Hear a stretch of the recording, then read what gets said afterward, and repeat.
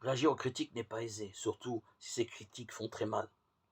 David, le jour où le prophète vint le voir pour le confronter à son adultère avec Bathsheba et le meurtre de son mari, Ouri, David aurait pu s'emporter, lui dire que ce n'était pas ses affaires, et même ordonner son exécution. Après tout, il avait déjà sacrifié l'un de ses plus fidèles compagnons d'errance, du temps où il fuyait devant le roi Shaoul. Pourtant, cette fois, il s'humilie tout de suite, reconnaît son crime, accepte le pardon divin et reprend sa position de roi du peuple d'Israël. Et nous, comment aurions-nous réagi?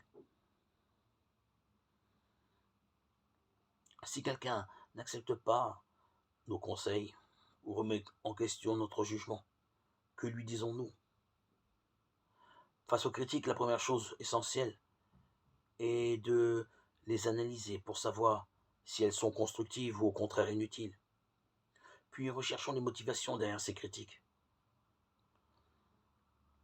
Cette personne qui vient m'interpeller a-t-elle attendu longtemps avant de vouloir me rencontrer pour se plaindre de moi?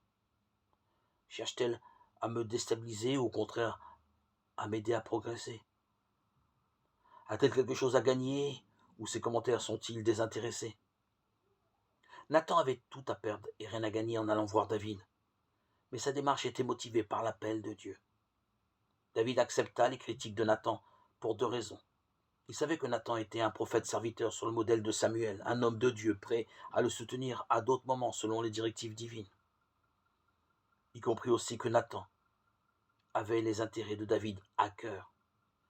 Il voulait faire comprendre à David que Dieu ne le détruirait pas, mais que sa conduite avait fait du mal à celui-ci.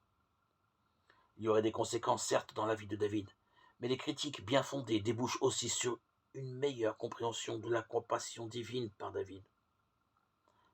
Et nous sommes-nous prêts à accepter de telles critiques? David répondit à Nathan, je suis coupable envers le Seigneur, je le reconnais. 2 Samuel 12, 13.